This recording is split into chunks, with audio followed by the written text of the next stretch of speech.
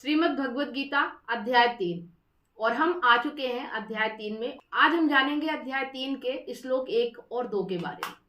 लेकिन उससे पहले हमें थोड़ा सा रिवीजन कर लेना चाहिए ताकि ये चीजें हमें समझ में आ सके।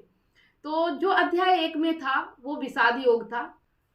शोक या उदासी से उत्पन्न योग, मतलब जो दुख शोक और उदासी से होता है। धृतराष्ट्र का दुख था, धृतराष्ट्र का मोह था अपने पुत्रों के प्रति। वो राज्य को चाहते थे किसी भी हालत में। यहाँ पे अर्जुन का मोह था, रक्त मोह था और कुछ उनके मन की व्यवस्थाएं थी। वो क्षत्रिय थे और वो ये युद्ध नहीं कर पा रहे थे क्योंकि कहीं ना कहीं वो संसार के तल पे थे। और जो संसार के तल पे होता है वो व्यक्ति शरीर और मन के चलाए चलता है। तो सेम वैसा ही अर्जुन भी संसार और मन के चलाए चल रहे थे। तो अध्याय 1 में जो भी सवाल अर्जुन ने किए, कृष्ण ने अध्याय 2 में उसका जवाब सिर्फ सांख्य योग के रूप में दिया, मतलब ज्ञान के रूप में। उनको कोई तर्क उनका काटा नहीं, लेकिन उन्हें ज्ञान की ओर आगे ले गए, आत्मज्ञान के बारे में बताया। और उन्होंने यह बताया ज्ञान सबसे श्रेष्ठ होता है। ये चीज अर्जुन को उन्होंने बताई। तो एक चीज ये समझ में आता है कि जब हमारे जीवन में दुख और उदासी आती है वो हमें ज्ञान मार्ग की ओर ले जाता है। तो जितने सवाल अर्जुन के थे वो हम सबके सवाल हैं जीवन में। कहीं ना कहीं हम भी शरीर और मन के तल पे चलते हैं। इसका मतलब कहीं ना कहीं हमारे जीवन में भी अज्ञान है और इसकी काट एक ही चीज होती है, ज्ञान। लेकिन यहाँ पे अब अर्जुन अपना दिमाग फिर से चलाने लगे हैं और वो कहते हैं, तो चलिए जानते हैं अध्याय 3 में श्लोक 1 और 2 में वो क्या कहते हैं।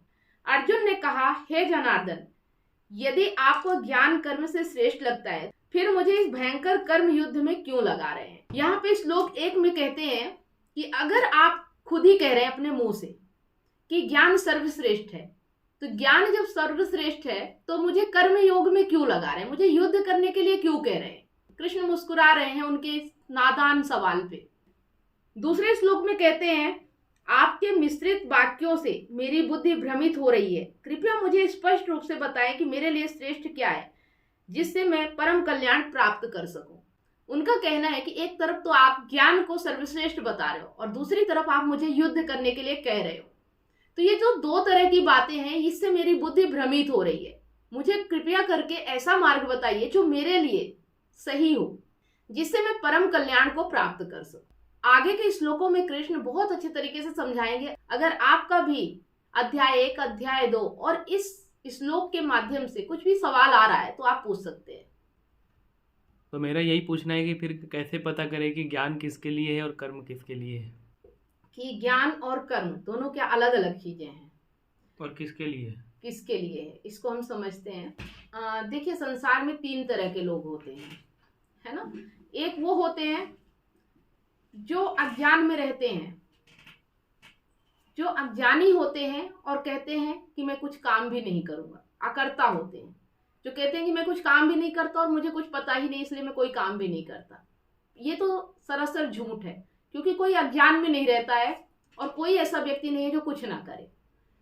तो यहाँ पे एक बात तो पूरी तरह से हट जाती है कि वो व्यक्ति जो ऐसे आपके सामने अगर कभी ऐसे व्यक्ति पड़ जाए कि मुझे कुछ पता नहीं था इसलिए मैंने कुछ किया नहीं, तो ऐसा हो नहीं सकता, क्योंकि उनको ज्ञान तो होता है पर झूठा ज्ञान होता है। ठीक है।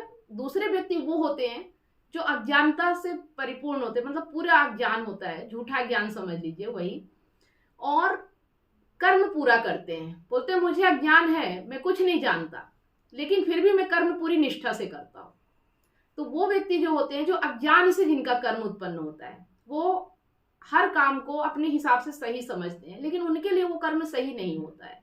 जैसे कि अभी अर्जुन बता रहे हैं कि मुझे युद्ध क्यों नहीं करना है। वो कहाँ से उठ रहा है, उनके शरीर से, रक्त मोह से, कि मन की इच्छाओं से कि मैं क्षत्रिय हूं, अगर औरतें किसी और समाज में चली गई तो वर्ण संकर पैदा होंगे। ये सब कहाँ से उत्पन्न हो रहा है, उनके शरीर और मन के दल से। तो अगर वो सब कुछ सही सोच रहे होते तो फिर उन्हें इतनी प्रॉब्लम क्यों होती, इतना विचलन क्यों होता, और क्यों उन्हें ज्ञान मार्ग बताया जाता, क्यों उन्हें आत्मज्ञान की बातें बताई जाती। तो दूसरे व्यक्ति तो वो हो गए। तीसरे व्यक्ति ये हैं जो अर्जुन अभी बनने की कोशिश कर रहे हैं कि जब मुझे सब कुछ समझ में आ गया है, मुझे आपने ज्ञान दे दिया है, अब मैं ज्ञानी हो गया हूं और ज्ञान सर्वश्रेष्ठ होता है, तो मैं युद्ध क्यों करूं, मैं कहीं सन्यासी न बन जाऊं, कहीं जाके किसी गुफा में बैठ जाऊं, या किसी जंगल में चला जाऊं, मुझे आप युद्ध क्यों करवा रहे हो।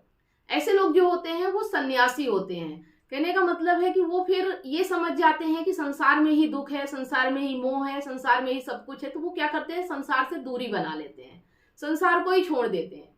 तो अभी उन्होंने भी सही मायने में ज्ञान को समझा नहीं होता है, लेकिन बन जाते हैं सन्यासी कि हमें बहुत ज्ञान है, आपको बहुत सारी चीजें देने, बहुत सारा ज्ञान देने की कोशिश करते हैं। और जो भी ज्ञान आप ऐसे सन्यासियों से ले रहे हैं, ऐसे दुनिया से ले रहे हैं, तो वो आपका भी, उनका तो हो ही रहा है, आपका भी पतन हो जाता है, आप भी सही ज्ञान नहीं ले पाते हो।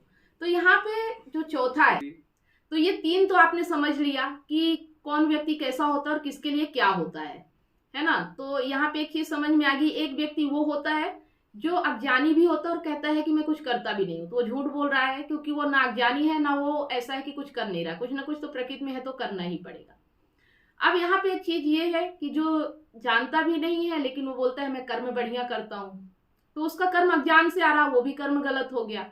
एक जो सन्यासी है जिसको ज्ञान तो बहुत है चीजों का, लेकिन चीजों के लिए उपभोग से ही दूर भाग रहा है, प्रकृति से ही दूर भाग रहा है।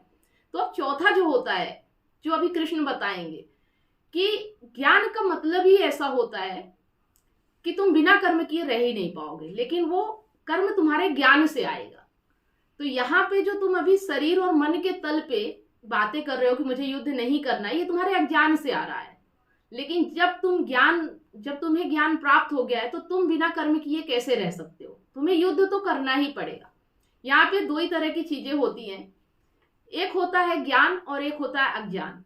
अगर अज्ञान से कोई कर्म उत्पन्न हो रहा है वो गलत ही होगा, लेकिन अगर ज्ञान से कोई कर्म हो रहा है तो वो सही होगा। इसी को बोलते हैं, एक होता है सकाम कर्म और एक होता है निष्काम कर्म। सकाम कर्म वो होता है जो खुद के स्वार्थ, लालच, लोभ, मोह, माया या कामनाओं के चलते किया जाता है। जहां भी आप देखो कि ऐसा कर्म हो रहा है, वहां समझ जाओ कि ज्ञान बिल्कुल नहीं है, वो अज्ञानता से निकल रहा है और सकाम कर्म है। लेकिन जब ज्ञान आपके अंदर आ जाता है, जब आप जानने लगते हो, जब आत्मज्ञान होता है, तो कर्म सोचना नहीं पड़ता है, वह परमार्थ होता है। मतलब फिर वहां आपका लोभ, लालच, मोह, माया ये चीजें खत्म होके आप जो कर्म करते हो उसे निष्काम कर्म कहते हैं। फिर वो जन कल्याण के लिए होता है, जहां लोगों की भलाई हो, जहां लोगों को दुख पहुंच रहा हो, आप उसके लिए कर्म करते हो। और यही कर्म कृष्ण अर्जुन को बता रहे हैं कि अब ज्ञान तो प्राप्त हो गया, अब तुम्हें ज्ञान से कर्म करना है, कर्म से भागना नहीं है। तो जो ये कर्म योग है अध्याय 3, यहाँ पे हम इसी बारे में जानेंगे। तो अभी तक जितनी बातें मैंने बताई, शायद आपने जो सवाल किया है कि किसके लिए है और ज्ञान किसके लिए है, कर्म किसके लिए है, आपको समझ में आ चुका होगा। जी बिल्कुल, मुझे समझ में आया। समझ में आ गया कि जिसे ज्ञान हो जाता है उसकी जिंदगी देख के पता चल जाता है। देखिए, जो अज्ञान में होगा ना, वो या तो स्वार्थ में होगा या तो लालच में होगा, कहीं ना कहीं ऐसा होगा। और उसकी जब कामनाएं पूरी नहीं होगी तो क्या आएगा, विषाद योग। विषाद योग क्या है, आपके अंदर शोक और उदासी, जो कि पहले अध्याय में हमने देखा वो। और ज्यादातर लोगों के जीवन में जब दुख और उदासी आता है तो उन्हें आत्मज्ञान की ओर धकेलता है, वो अपने आप इस राह पे निकल पड़ते हैं, क्योंकि उनके अंदर जो विचलन होता है, जो अंदर पीड़ा हो रही होती है, उसका एक ही उपाय है ज्ञान। तो अभी हमने ज्ञान मार्ग के बारे में समझ लिया, आप समझेंगे कर्म योग के बारे में। तो कर्म योग यही है कि अगर आप जानना चाहते हो कि किसका कर्म ज्ञान से आ रहा है या ज्ञान से आ रहा है, तो सबसे अच्छा तरीका है कि जो व्यक्ति कर्म कर रहा है उसकी जिंदगी आप देख लो। जिसकी जिंदगी में अज्ञान से कर्म आ रहा होगा उसके जीवन में दुख और उदासी रहेगी। जिसके जीवन में ज्ञान से कर्म आ रहा होगा, जो निष्काम कर्म होता है, वहां ना शिकायत होती, ना दुख होता, ना उदासी होता। वो जन कल्याण के लिए कर्म करता है, परमार्थ के लिए काम करता है। और ऐसा व्यक्ति जब दिख जाए आपको तो समझ जाइए कि उस व्यक्ति को वास्तव में ज्ञान है। क्योंकि ज्ञान कोई ऐसी चीज नहीं होती है कि जिसे जानने के बाद आपको सोचना पड़े।